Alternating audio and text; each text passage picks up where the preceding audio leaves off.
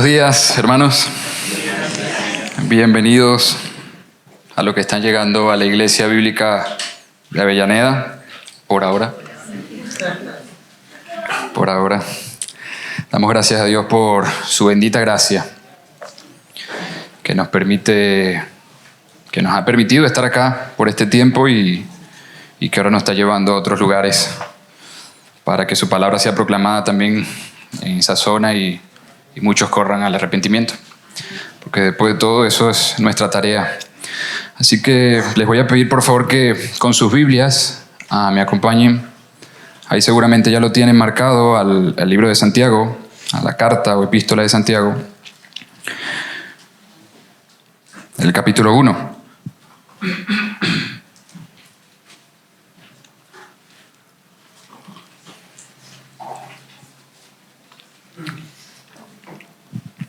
Vamos a estar meditando en esta porción desde el versículo 19 hasta el versículo 27. Santiago, capítulo 1, versículo 19.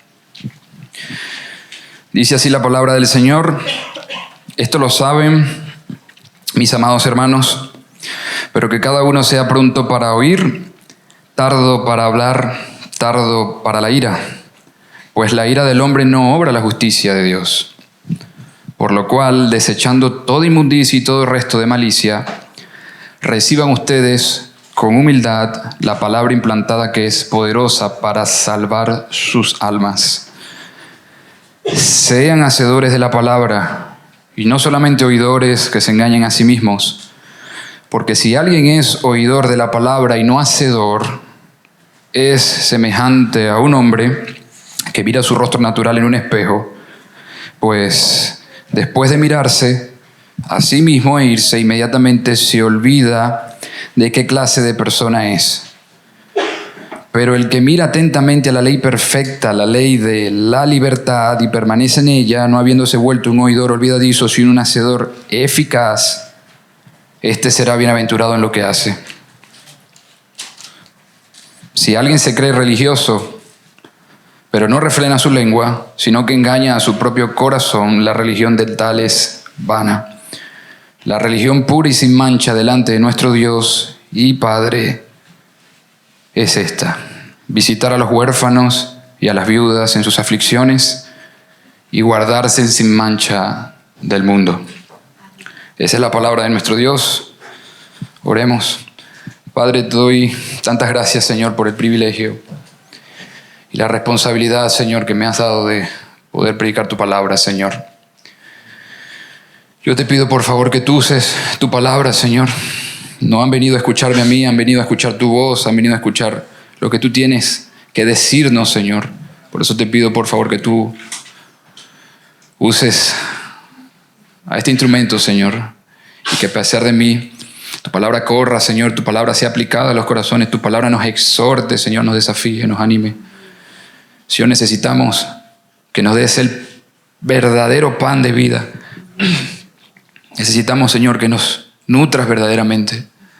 Y solo tú puedes hacerlo, Señor, porque solo tú tienes palabras de vida. Y porque te lo pedimos en el nombre de Jesús y para tu gloria. Amén. Amén. Bien, ¿alguna vez se han sentido abrumados de tanta información que reciben en el mundo? Vivimos en un tiempo que desborda información. Nos ahogamos en un diluvio de datos constantemente. Somos bombardeados de noticias, perspectivas, opiniones, hechos, información.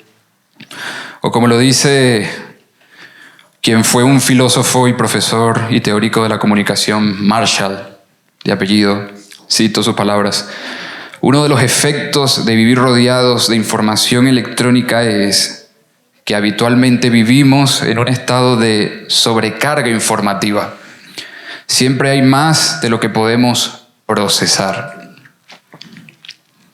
Al enfrentarnos, fíjate la cita, al enfrentarnos cada día a este torrente incesante de notificaciones, de videos y de todas estas cosas, podemos caer en la trampa, hermanos, de creer que nuestra principal tarea es simplemente recopilar información, recuperar más y más información, y pensamos muchas veces que saber más es ser más.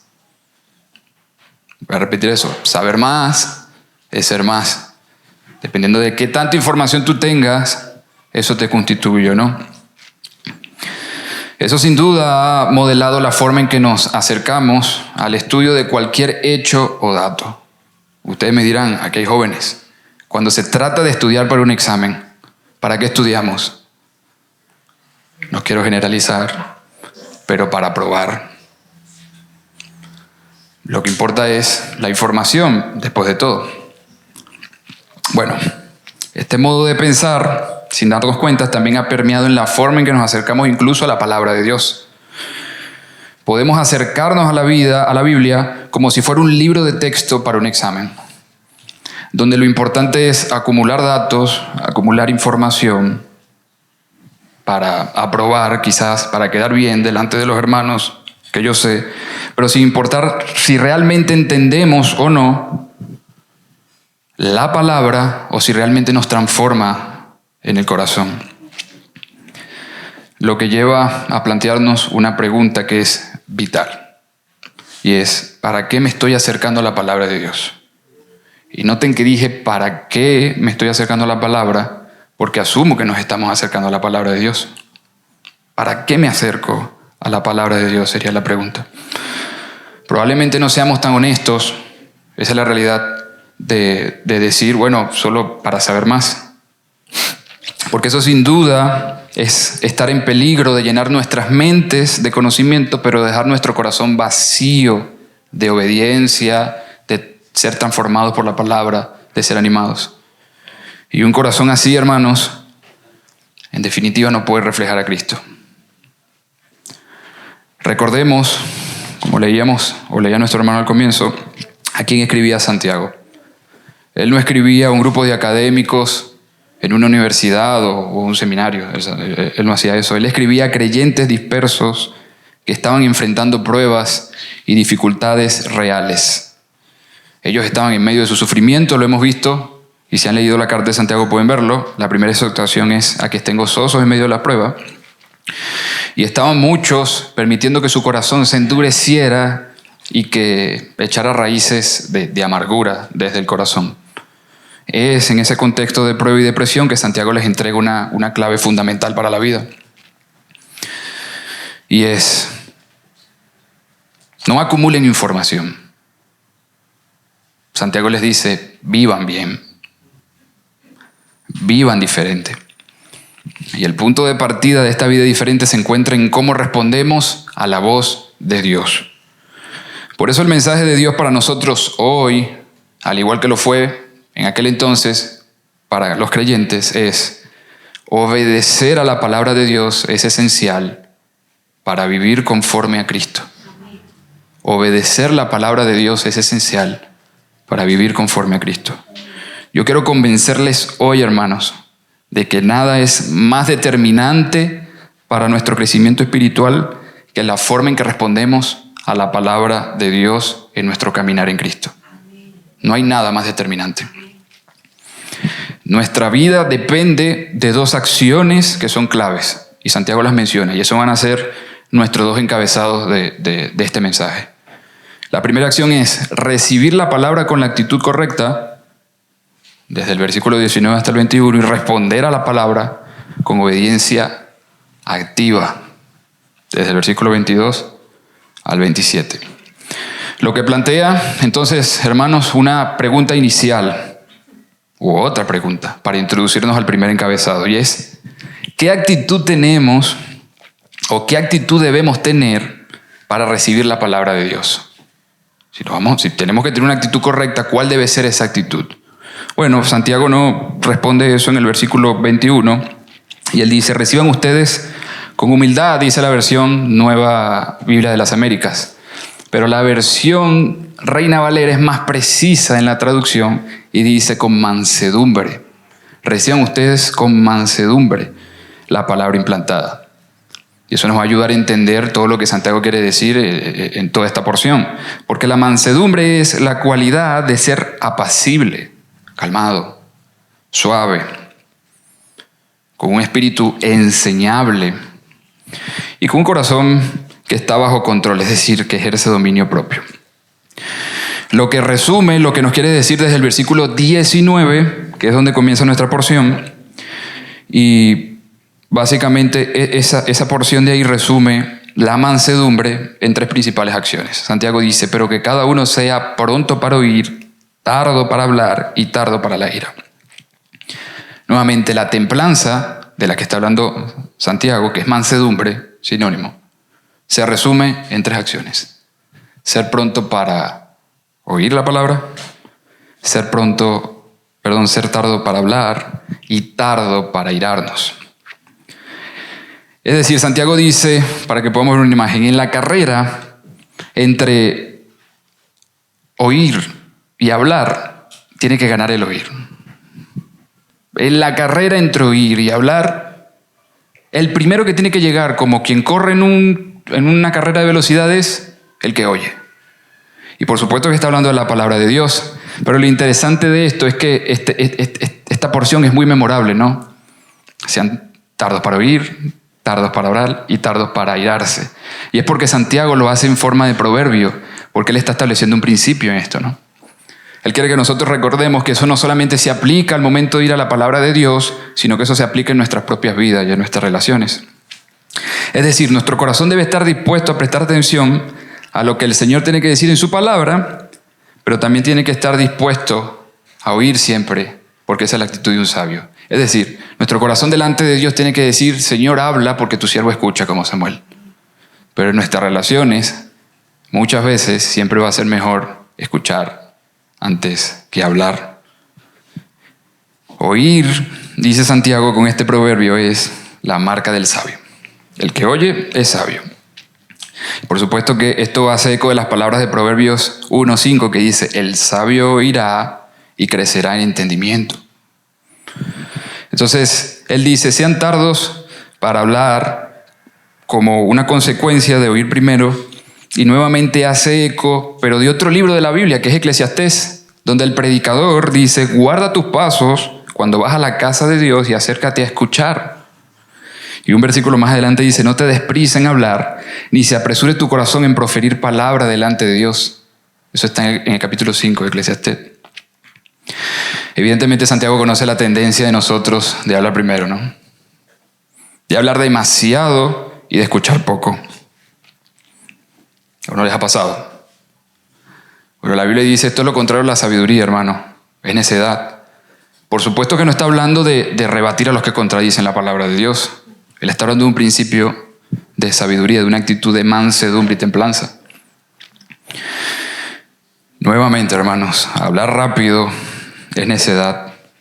El necio habla demasiado sin meditar en lo que dice, contrario al sabio que siempre está dispuesto a escuchar antes de correr a expresar su propia opinión. El sabio dice, bueno, escuchemos qué tiene que decir el otro antes que tengo que decir yo. Un versículo más de Proverbio. En las muchas palabras, hermanos, la transgresión es inevitable, pero el que refrena sus labios es prudente. Alguien que piensa antes de hablar. El que guarda su boca, dice nuevamente el Proverbio, preserva su vida. El que mucho abre sus labios termina en ruina. Y un proverbio más. ¿Ven a un hombre precipitado en sus palabras? Bueno, más esperanza hay para el necio que para él. Qué fundamental es la facultad de callar para la mansedumbre. Porque se necesita dominio propio, que es una evidencia de la madurez espiritual. Y yo les prometo que vamos a entender por qué la mansedumbre es importante para acercarnos a la palabra de Dios. Pedro le llama virtud a la mansedumbre, o fruto del Espíritu, está en 2 de Pedro. De manera que el que refrena sus labios, dice también el proverbio, es prudente. El que tiene la capacidad de callar es sabio, no necio. Notarán que en esta sección Santiago está hablando y exhortando a ser sabios. Ya exhortó a cómo responder en las pruebas. en la sección anterior, pero ahora él está exhortando a ser sabios. Y si notan lo que leyó nuestro hermano, él decía, si alguno está falto de sabiduría, lo primero que tiene que hacer que es ir a Dios, clamar por sabiduría, correr a la presencia de Dios y pedir que se nos dé sabiduría. Pero lo segundo que tiene que hacer inmediatamente después de pedir sabiduría no es sencillamente levantarse, irse y pensar, la sabiduría me va a caer como un rayo. No. Santiago dice, bueno, ve a la palabra de Dios para que recibas sabiduría. Porque el sabio no es el que sabe más, sino el que obedece más. Así que hay que acercarnos a la palabra de Dios. Y lo interesante de nuestra porción también es que comienza en el versículo 19, velo tú en la Biblia, y dice, esto lo saben, hermanos. Esto lo saben. Es como si les dijera, hermanos, esto que estoy por hablar, yo sé que lo saben. Pero como diría Pablo, a mí no me es molesto verdaderamente repetirle estas cosas. Quiero que tengan presente esto, y es que necesitan callar. Necesitan, en resumen, ser mansos. Sean mansos para que reciban la palabra de Dios y obtengan sabiduría. Pero él continúa diciendo, sean tardos para la ira. Y esto es aún más interesante porque el que es rápido en hablar tiene algo en común con el que se aira rápidamente. Y es que ninguno de los dos escucha el consejo. Ninguno. Por un lado, está el que no permite que el otro hable. No sé si les ha pasado en una conversación, uno está hablando y de pronto la persona empieza a hablar, uno está hablando de manzanas y la persona empieza a hablar de asado. No, y yo creo que eso es demasiado porque está relacionado con la comida. Empieza a hablar de autos. Tú dices, ¿será que me escuchó? ¿Será? Bueno, mayormente es por eso, nuevamente, no quiero generalizar. Piensen en sus esposos, esposas. ¿Quién habla primero? ¿Quién es más rápido para escuchar? O en los hijos. Cuando le hablan al padre, piensen en los padres. ¿Escuchan a sus hijos? O a silencio. No entiendes. Eres niño. No lo sé. Pero por otro lado, está el que ni tan siquiera puede escuchar porque su enojo es tanto que la cólera lo ciega. Sencillamente ya no hay espacio para escuchar. Y es aún peor porque da rienda suelta a su boca, cual caballo se aproxima para la batalla y dice, bueno, no me importa lo que pase. ¿Han visto esa imagen del caballo? El Señor la usa en el libro de Job. Él va de frente. No teme a lo que está al frente. Él va y dice y habla. Y no importa cuáles sean los resultados. Bueno, a esto la Biblia los compara con necios. Vamos nuevamente a nuestro libro de Proverbios. El lento para la ira tiene gran prudencia, pero el que es irascible ensalza la necedad.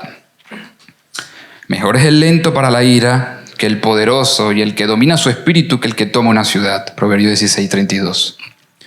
Aún el necio cuando calla es tenido por sabio, cuando cierra los labios por prudentes. Proverbios 17:28. Aún el necio cuando hace silencio se le es contado por sabio. Y esto es tremendo. O sea, ni hablar cuando la ira nos conduce a la violencia, que eso es aún peor, y la Biblia es categórica en este asunto. Para el liderazgo, descalificante, pero no es una vara distinta con la que se mide al creyente. O sea, la violencia, la ira, la maledicencia es rotundamente pecado. La ira en sí misma no es pecado. Porque nosotros recordaremos el episodio de nuestro Señor. Cuando la ira es justificada, no es pecado. Pero lo que es pecado es cuando nosotros no podemos controlarnos. Por eso que se nos llama a que estemos airados. O que podemos airarnos, pero que no pequemos. Ese sería básicamente el mandato. Pero nosotros tenemos que reconocer que cuando nosotros nos airamos, muchas veces nuestra ira no es del todo justificada. Y esa es la verdad. Nosotros nos airamos porque siempre tenemos expectativas irreales o nos hacemos expectativas irreales de las cosas. En el trabajo, en nuestras relaciones. Esperamos demasiado y la realidad es que nadie nos ha prometido nada. Entonces ahí no hay justificación. No hay justificación para tu ira. Es sencillamente porque no satisfizo tu deseo. Recuerdan a Santiago como le dice en el capítulo 4. ¿De dónde vienen los pleitos? ¿De dónde vienen los pleitos? No vienen de sus deseos, no vienen de sus deseos pecaminosos, desean y no tienen porque no piden. Bueno, esa es la ira que es justificada. Pero también debemos reconocer, hermanos, que la ira da rienda suelta a la lengua, como lo dice Santiago en el capítulo 3. Por eso exhorta a que controlemos nuestra lengua. Y él dice, hermanos, ¿quién es un hombre prudente? ¿Han visto un hombre prudente? No es aquel que controla su lengua. Porque la lengua es inflamada por el mismo infierno y está hablando de cuando se llega a esta escala. Cuando escala a tal punto de que da rienda suelta a la lengua. Pero el Señor nos dice algo diferente. Él dice, pero yo les digo que todo aquel que esté enojado con su hermano, esto es nuestro Señor Jesucristo, en Mateo capítulo 5, será culpable ante la corte, y cualquiera que diga insensato a su hermano será culpable ante la corte suprema, y cualquiera que diga idiota será merecedor del infierno de fuego. Y un comentarista dice, el hombre colérico escucha la voz del maligno y no la voz de Dios. Es de la cita. Y bueno, tenemos muchos ejemplos en la palabra de Dios de cómo la ira trae consecuencias que son terribles. Moisés no pudo heredar la tierra prometida. Caín mató a su hermano. Pero nuevamente el predicador en Eclesiastés nos dice, no te apresures en tu espíritu a enojarte, porque el enojo se anida en el seno de los necios. De manera que tanto el que es rápido para hablar como el que lo es para irarse, hermanos, deja de oír consejo alguno. Y tú me dirás, hermano, yo no lucho con eso. ¿Qué ira? Nada. Yo soy pronto y soy rápido para escuchar. No me pasa nada. Siempre me callo en las discusiones. Bueno, la ira no solamente se ve reflejada en un episodio de arrebato colérico, esa es la realidad, sino que también se ve reflejada internamente desde el corazón. Esa molestia desmedida que produce rencor y amargura, que de hecho es a esto lo que se está refiriendo Santiago. En esta porción, esa que se va guardando a cuentagotas, poco a poco, de a poco, hasta que cae la última gota que derrama el vaso. Explota todo. Es como una olla de presión. No se escucha hasta que se escucha, pero adentro va hirviendo todo. Bueno, así es el enojo que es de adentro del corazón. El autor de Hebreos le llama raíces de amargura. Él dice, cuídense de que nadie deje de alcanzar la gracia de Dios y de que ninguna raíz de amargura brotando cause dificultades y por ella muchos sean contaminados. Hebreos 12. Por fuera callas, pero por dentro gritas. Esta es la idea nuevamente de Santiago en el versículo 20 cuando dice, la ira del hombre no produce la justicia de Dios. Recordemos que esta carta fue escrita a creyentes nuevamente en un contexto de prueba. Y por un lado estaban los que recibían ofensas y maltratos, que estos querían que el Señor les pagara a sus opresores conforme a lo que le habían hecho. Estos deseaban eso, sí. Muchos no esperaban el tiempo de Dios, muchos no esperaban que el Señor obrara, sino que iban y tomaban venganza por mano propia. Pero por otro lado, estaban aquellos que esperaban la bendición de Dios en forma de riquezas. Esto veían al otro lado de la vereda las bendiciones que Dios le había dado al otro y dentro de su corazón decían que injusto. Hermanos, la ira del hombre no hace que la justicia de Dios se vea movida. Ese deseo desde tu corazón cuando tú ves y dices, ¿por qué me está pasando esta dificultad a mí? Y se van y dando una raíz de amargura en tu corazón y dices, y el otro también, qué injusto. ¿Te ha pasado por la mente? Qué injusto. Bueno, no voy a pensar eso, pero qué injusto. Una enfermedad, una situación financiera, ponle el nombre. Pero de nuestro corazón queremos que Dios obre de alguna forma a favor nuestro, pero no nos importa el problema. Y eso se puede ver reflejado dentro del impío, cuando la gracia común de Dios reposa sobre él, pero desde nuestros propios hermanos. Qué injusto. Yo sirvo más, él no sirve tanto. Y tantas cosas que en el engaño de nuestro corazón nosotros podemos pensar y decimos en nuestro corazón nuevamente, qué injusto. Creerse merecedor del favor de Dios, hermanos, es eso. Cuando uno dice que injusto, ¿por qué a mí? Porque yo lo merezco. Y eso es demasiado peligroso. Santiago responde a eso con: el Señor no se ve movido a exigir cosas de los demás, que es lo que es la traducción literal de eso. O sea, tu ira, tu enojo, tu dolor no hace que el Señor se vea y que mueva su brazo para extender su justicia. Porque no somos nosotros los que le decimos a Dios cómo Él tiene que hacer las cosas. O sea, no somos nosotros los que le decimos a Dios, quien fue quien estableció el estándar de la ley: mira, Señor, tienes que hacer esto. No le enseñamos nosotros a Dios a administrar su justicia. Esa es la realidad. O sea, nosotros podemos pretender que sabemos hacer las cosas mejores, pero no. El Señor es quien establece el estándar y esa es su justicia para los hombres. Eso se desprende de su santidad, en donde Él va a dar el pago a cada quien que merece, pero lo va a hacer en su tiempo. Nosotros no tenemos ningún derecho de decirle a Dios: mira, haz las cosas así. Y eso lo vemos en el versículo 16. Porque todo esto, hermanos, todo esto trae engaño a nuestros corazones. Recuerden el versículo 16. Oye la exhortación de Santiago en el versículo 16. Dice: no se engañen, porque Dios no es así. Él no obra mal, Él es bueno. ¿Ven la relación? O sea, tanto el que es rápido para decirle a Dios y culpar a Dios por causa de tus tentaciones es igual que el que se engaña a sí mismo por causa de no ser manso. Los dos desconocen cómo obra Dios. Este dice: Dios, las tentaciones vienen por ti, y culpa a Dios. Y este dice: Señor, tú tienes que obrar así. Bueno, así es el engaño de nuestro corazón. Y todo este problema deriva de ignorar que la esencia de nuestra vida en Cristo depende de cómo recibimos y respondemos a su palabra. Por lo tanto, debemos mostrar mansedumbre, debemos ser humildes, ya que necesitamos conocer los designios y preceptos de Dios para conducirnos con sabiduría. Y eso requiere que vayamos a su palabra con corazones dispuestos. Necesitamos dejar eso a un lado, ir a la palabra de Dios con un corazón dispuesto. Por eso tenemos que ser veloces, tenemos que ser rápidos para ir a la palabra de Dios, para recibir con humildad todo lo que Él tiene que decirnos. Porque en su palabra está el poder para transformar nuestras vidas, darnos sabiduría, darnos luz por medio de tu Espíritu Santo, para conocer qué Él ha dicho de Él en su palabra y no errar, no engañarnos, y conocer qué dice Dios de nosotros, que tendemos al autoengaño.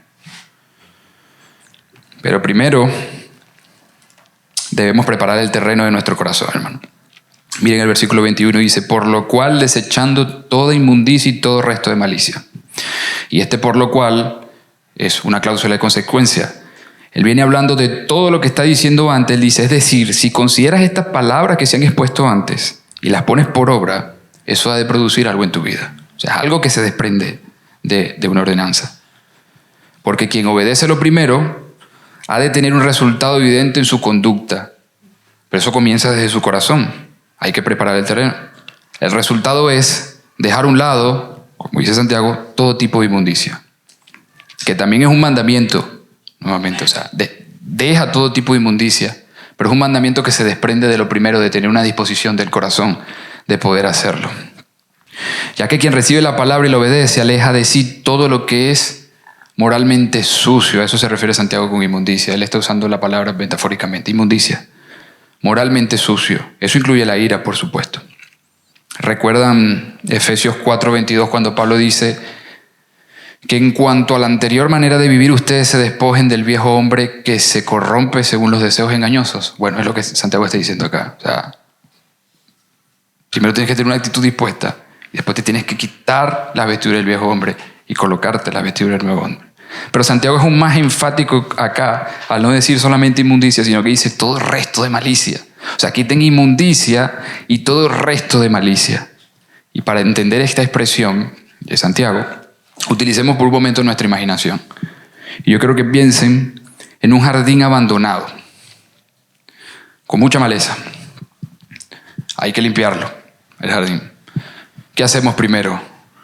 Porque una solución puede ser una cortadora de pasto, ¿no? Pero cuando hay mucha maleza, nosotros sabemos que hay que cortar de raíz, hay que mover la tierra, y eso es, hay que arar la tierra. Bueno, de una manera similar, la orden acá es mucho más radical. Es decir, nosotros tenemos que arar la tierra, nosotros tenemos que preparar nuestros corazones. Eso es deshacernos de todo el resto de mal. Ya el Señor hizo una obra, ya el corazón está dispuesto, o ya el corazón ha sido regenerado. Pero nosotros tenemos que prepararlo para recibir la palabra de Dios. Nosotros tenemos que tener ánimo dispuesto para poder recibir la palabra de Dios. No es una simple poda en nuestro corazón que tenemos que hacer. Es despojarnos continuamente del viejo hombre y renovarnos del nuevo hombre, que es según Dios. Ese es el mandamiento que vemos acá. No se nos pide solamente aparentes cambios en nuestra vida, sino que nuevamente nos despojemos del viejo hombre y nos vistamos del nuevo hombre, el cual es a semejanza de Dios.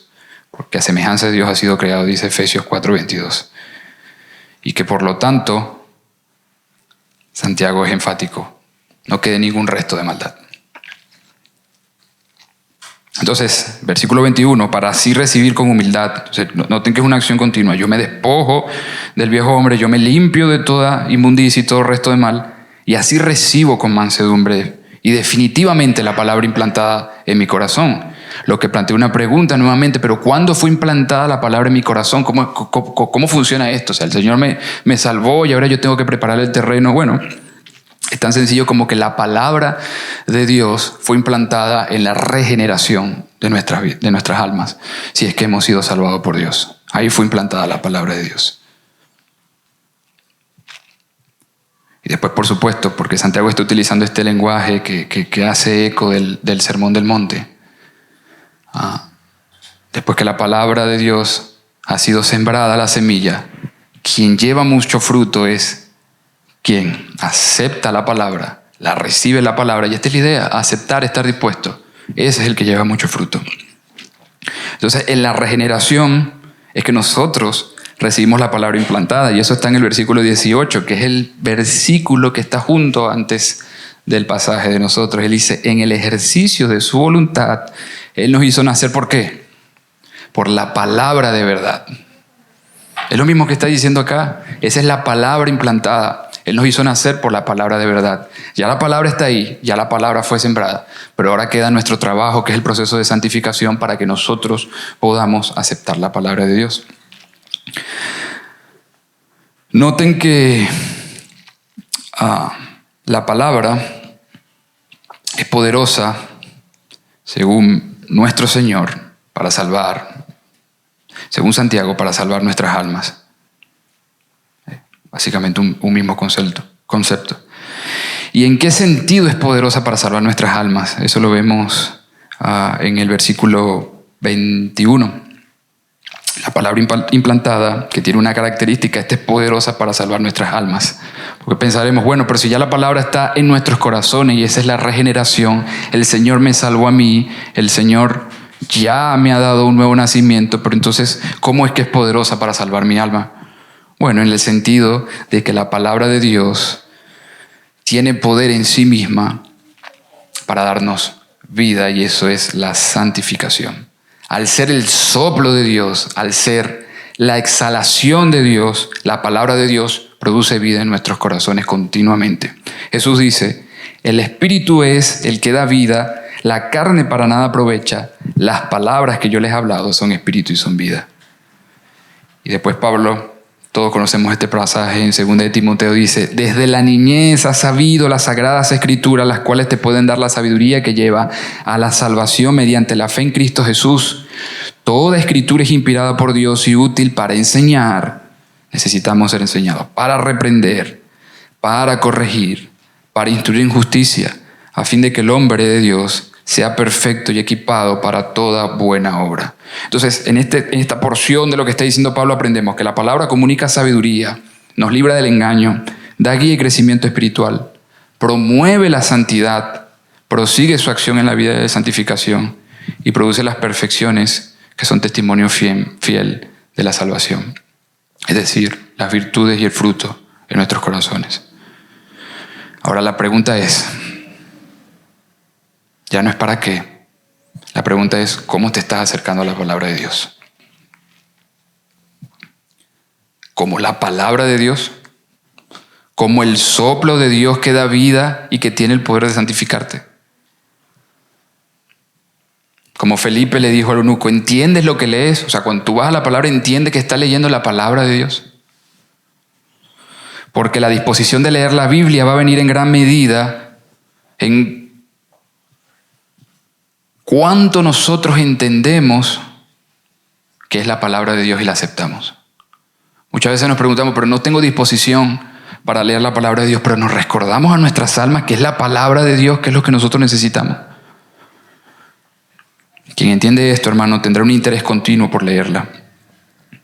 Nuevamente debemos entender que la esencia de nuestra vida en Cristo depende de cómo recibimos y respondemos a su palabra. ¿Cómo respondes, hermano? ¿Entiendes lo que lees? Porque toda la palabra apunta a Cristo. Y nosotros necesitamos aprender de Cristo. Nosotros necesitamos el pan de vida. Nosotros necesitamos del pan de vida que si comemos no tendremos hambre. Él mismo lo dice. Tomen mi yugo sobre ustedes y aprendan de mí que yo soy ¿qué?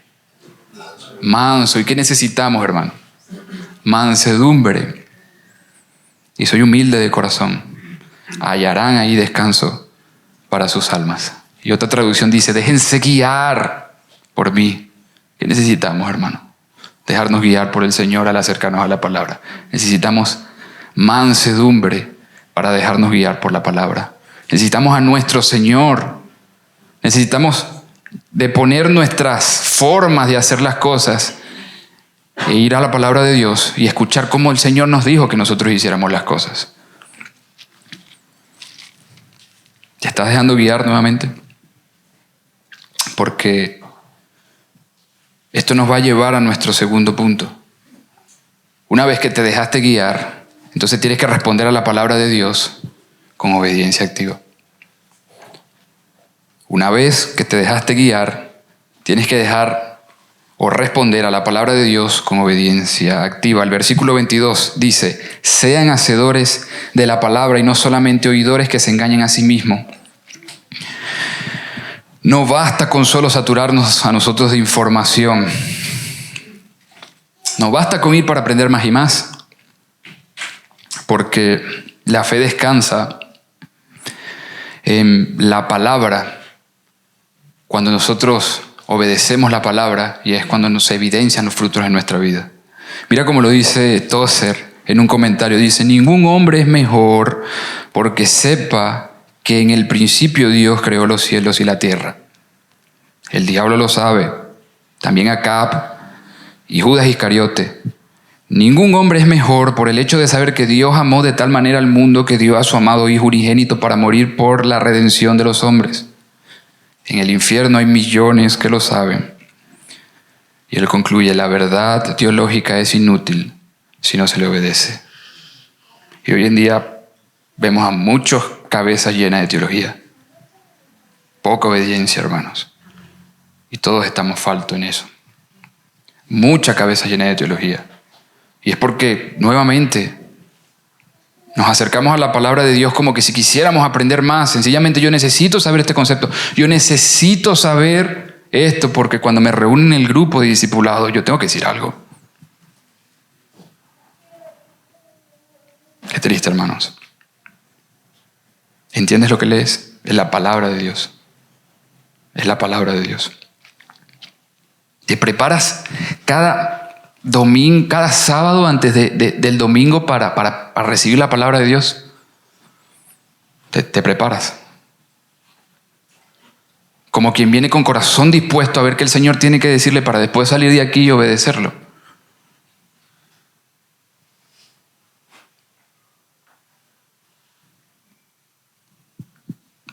Respondan en sus corazones. Porque cuando Santiago dice, no solamente sean oidores, se está refiriendo a los oidores de un auditorio. Así como nosotros que nos reunimos acá, en plural, muchos se reúnen en un auditorio para recibir un sermón. Por eso mi pregunta es, ¿te preparas para venir a recibir la palabra de Dios? Porque podemos ser como esos oidores que terminamos siendo y engañándonos a nosotros mismos. En el texto, la palabra autoengaño se traduce como contar mal. Y me pareció interesante mencionarlo. Porque para entender esta idea les voy a pedir que nuevamente utilicen su imaginación. Pero ahora imagínense un hombre trabajador que está en su trabajo, en su oficina un viernes por la noche o un sábado. Su familia lo está esperando en casa. Pero él necesita trabajar unas horas extras porque necesita dinero para alcanzar unos objetivos. Bueno, él está contando mal. Él cuenta mal, porque él está contando sencillamente que necesita más dinero para poder sostener a su familia, pero no está contando que está perdiendo tiempo con su familia, no está contando que está perdiendo su descanso, que está perdiendo tiempo con sus hijos, pero él se enfoca solamente en esto. Bueno, a esta palabra autoengaño es la que se refiere Santiago cuando dice, aquí en el versículo 22 dice que se engañan a sí mismos. Esa palabra traduce autoengaño. Alguien que sencillamente no está viendo todo el panorama, sencillamente está viendo lo que él cree que es así. Bueno, a eso nos compara Santiago si nosotros nos acercamos a la palabra de Dios solamente a oírla. Pero por supuesto que la ilustración que va a usar Santiago es mucho mejor que la mía, ¿no? La ilustración que va a usar Santiago es inspirada por Dios, por lo tanto es perfecta. Noten lo que él dice en el versículo 24. Porque si alguien es oidor de la palabra y no hacedor, es semejante a un hombre que mira su rostro natural en un espejo. Pues después de mirarse a sí mismo e irse, inmediatamente se olvida de qué clase de persona es. Y no pensemos que el espejo en el que está pensando Santiago es el espejo como el que nosotros tenemos hoy. Nosotros nos acercamos y eso se ve bastante bien, ¿no? No, Santiago está pensando en los espejos de la antigüedad, que eran un metal bien pulido, que tenían la capacidad de reflejar la imagen, claro que sí, de reflejar nuestros rostros, pero había que acercarse detenidamente para poder ver el detalle si nosotros queríamos ver el detalle. Bueno, por eso es que él dice, es similar al hombre que se acerca a un espejo, pero inmediatamente se va. Si él se va rápido no puede, no tiene el tiempo para poder ver el detalle. No lo va a lograr ver. El espejo tiene la capacidad de mostrarle todo su detalle, pero tiene que detenerse ahí. Y esa es la idea. La idea es que tenemos que permanecer en la palabra, porque la palabra va a revelar nuestras imperfecciones, pero hay que mirar detenidamente.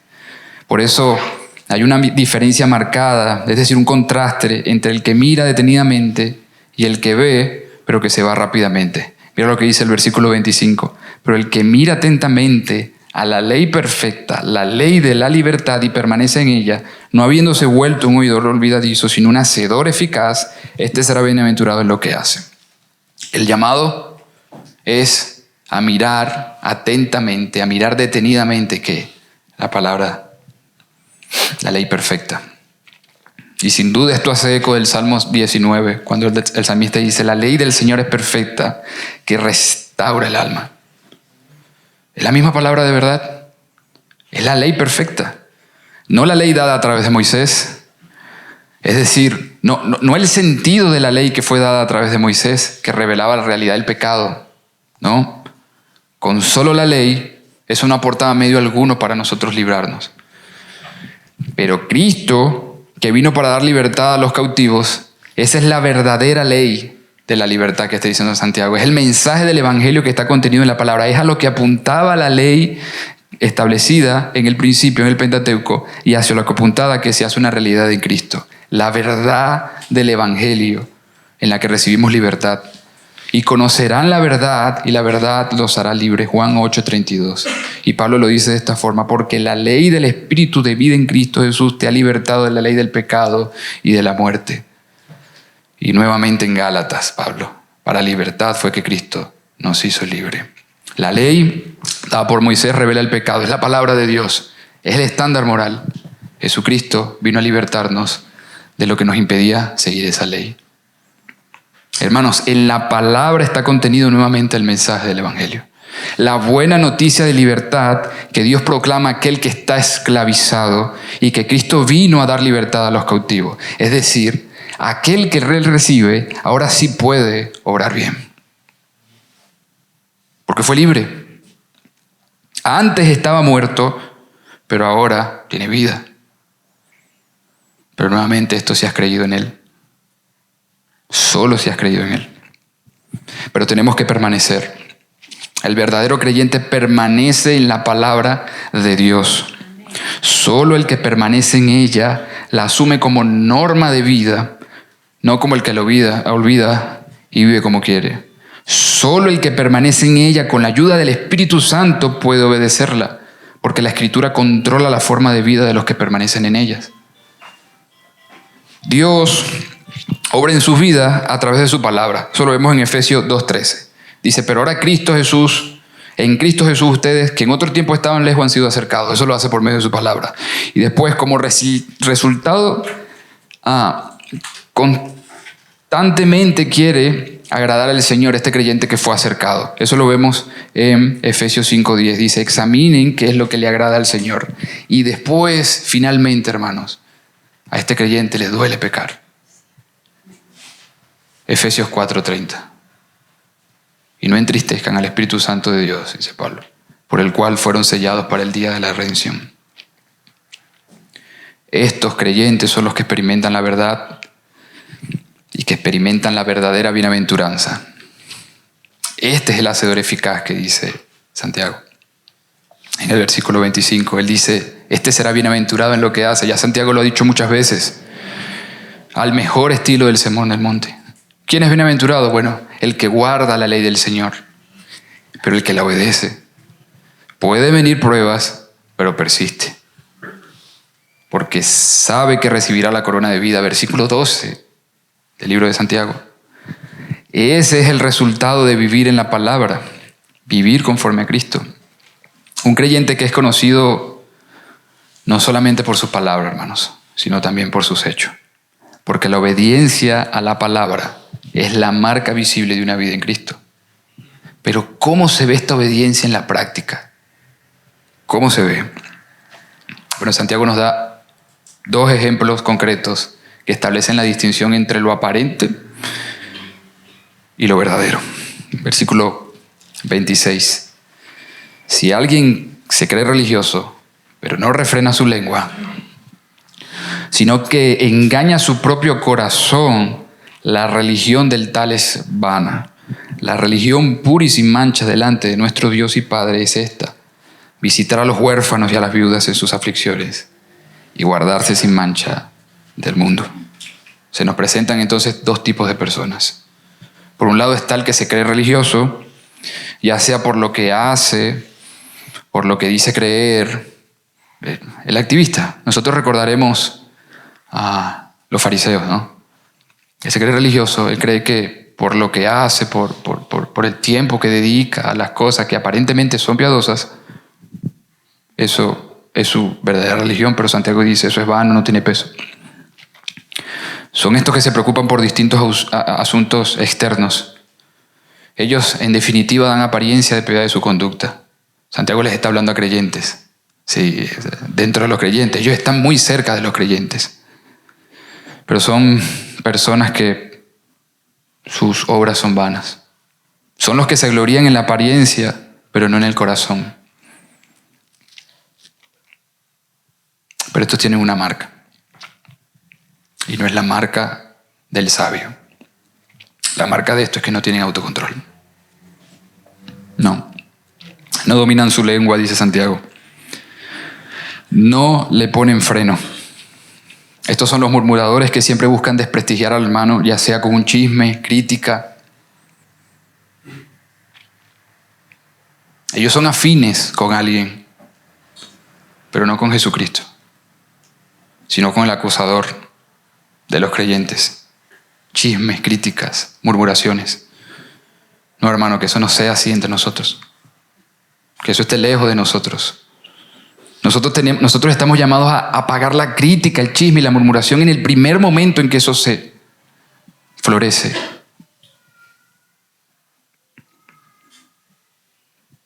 Porque las prácticas religiosas de lo que van detrás de estas cosas no tienen sentido. Esas son opacadas por sus rencillas. siempre con una mala intención, siempre. Estos cuentan mal, hermanos, porque basan su crecimiento en lo que hacen y no en su relación con Cristo, que es el único que puede producir que cada día seamos más y más con Él. El que solo habla pero no vive lo que dice se engaña. Puede decir que tiene fe, puede decirlo, pero a la luz de sus obras es cuestionable.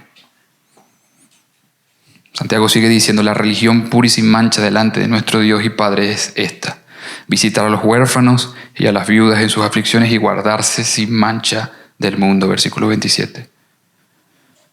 Y noten que Santiago utiliza el mismo recurso que ya hizo al decir toda inmundicia y todo resto de mal para enfatizar. Ahora él dice, estos tienen una religión que es pura y sin mancha. Estos se han despojado de la malicia y del resto del mal, y ahora tienen una religión que es pura y sin mancha. Están utilizando el resultado de su religión para preocuparse por el desamparado. Y esto es una verdad preciosa. Si te limpias, o mejor por la negación, si no te limpias, el resultado es discusiones, necedad, egoísmo, y eso es más la marca de nuestra vieja naturaleza que de la nueva. Pero si te limpias, dice Santiago, el resultado es amor a tus hermanos. En esto conocerán todos que son mis discípulos, dice el Señor, si se tienen amor los unos a los otros. Juan 13:35. Porque nuevamente, hermanos, la obediencia es la marca visible de una vida en Cristo. Mira cómo lo dice el apóstol en 1 de Juan.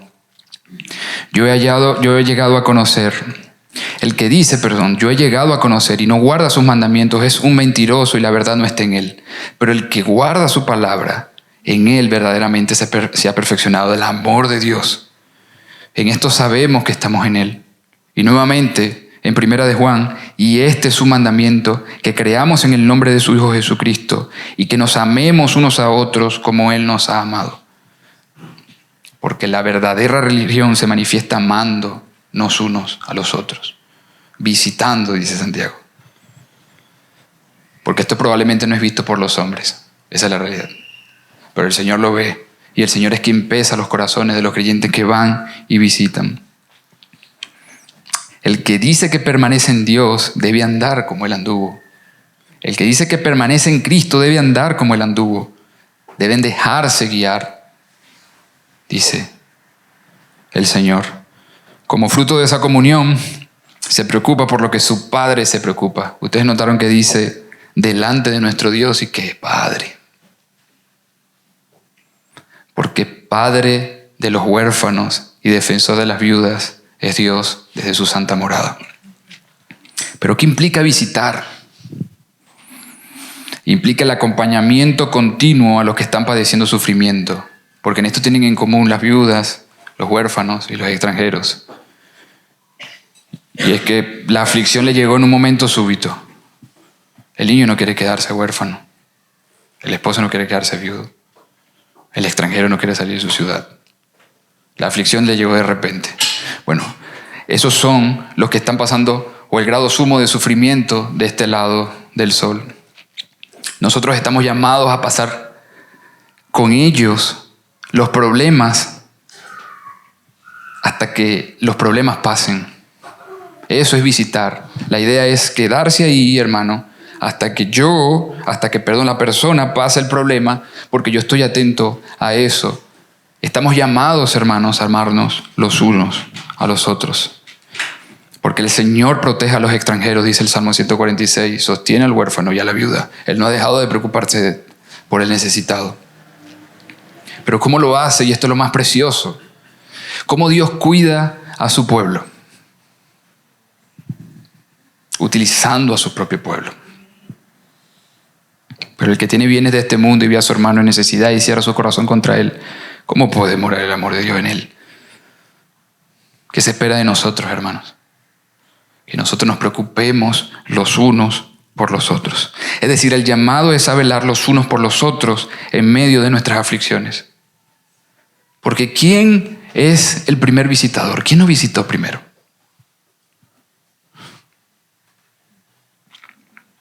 No fue el Señor. El Señor vino y nos visitó a nosotros. Cuando nosotros estábamos en el peor estado que podíamos estar, muertos. Y Él habitó entre nosotros y vimos su gloria, dice Juan. Nosotros estamos llamados a seguir las pisadas de Él. Nosotros estamos llamados a mostrar el amor con hechos. Así se demuestra la verdadera piedad. Porque el hacedor eficaz no es rápido para decir que ama, sino que es pronto a obedecer, porque no ama de palabra, dice Juan, ni de lengua, sino de hecho y en verdad. Que el Señor nos ayude, hermanos. Que el Señor nos ayude. Finalmente, la verdadera religión es guardarse a sí mismo continuamente, ir en pos de la santidad, no amar el mundo. No amen al mundo, dice nuevamente Juan, ni las cosas de este mundo. Si alguien ama al mundo, el amor del Padre no está en él. No pensemos solamente en nosotros. Nuevamente, no pensemos de dónde viene la rencilla. No pensemos solamente en el deseo de nuestro corazón. Pensemos en seguir las pisadas de Cristo. Y si tú eres como yo, que al leer esta palabra te viste confrontado y al escucharla estás confrontado y te has sentido en falta delante de Dios, recordemos también las palabras de Juan. Estas cosas se las he escrito para que no pequen, pero si pecan, abogado nosotros tenemos para con el Padre, a Jesucristo el justo, al que nos visitó a nosotros primero. Es decir, nosotros no somos lo que éramos si estamos en Cristo, pero tampoco somos lo que seremos. Porque segunda de Pedro dice, pues su divino poder nos ha concedido todo cuanto concierne a la vida y a la piedad, mediante el verdadero conocimiento de aquel que nos llamó por su gloria y excelencia. Hermanos, ahora sí podemos obrar bien. Y el Señor espera que nosotros obedezcamos su palabra. Y Él mismo nos capacita para obedecer su palabra. Y Él mismo nos ha dado los recursos que necesitamos, siendo el Espíritu Santo el primer recurso que nosotros tenemos. Hermanos, ahora vayamos y preocupémonos por el necesitado. Nosotros hasta acá hemos visto que la palabra de Dios no es para ser tratada como una información más en un mundo saturado de información. No es un libro para ser meramente estudiado, sino una palabra viva que debe ser obedecida, hermanos. Es la palabra de Dios, es el soplo de Dios. Hemos visto que todo comienza con un corazón manso y humilde, dispuesto a ser arado, limpiado de toda malicia para aceptar la semilla de verdad que ya fue implantada en la regeneración. Un corazón que es rápido para escuchar, un corazón que es lento para hablar y lento para la ira. Y hemos visto que una recepción humilde, mansa de la palabra va a terminar floreciendo en una obediencia activa en nuestros corazones. La verdadera fe, hermanos, la religión pura se demuestra amándonos unos a otros. Esa es la verdad. Y guardando nuestros corazones del mundo. No seamos solo oidores, no salgamos de este lugar con nuestras mentes y nuestras notas llenas, pero nuestros corazones sin nada, sin disposición a obedecer. Mira tu propia vida esta semana y pregúntate, ¿cómo responderás? De hecho, ese es el nombre de este mensaje. ¿Cómo respondes? ¿Cómo responderás? ¿Serás rápido para escuchar? ¿Serás rápido para ir a sus palabras? ¿Frenarás tu lengua en una conversación difícil? ¿Buscarás una oportunidad para mostrar el amor de Cristo a alguien que sufre? A un hermano que esté pasando necesidad, ¿serás solícito a preguntar si un hermano está pasando necesidad? Como alguien dijo, que nuestra respuesta no sea el silencio del olvido, sino el eco de la obediencia. Porque la obediencia a la palabra de Dios es, hermano, y siempre será la marca visible de una vida que verdaderamente está en Cristo. Que así sea en cada uno de nosotros, hermanos. Que el Señor nos ayude para decir con el salmista, cuánto amo tu palabra. Es toda el día ella mi meditación. Oremos.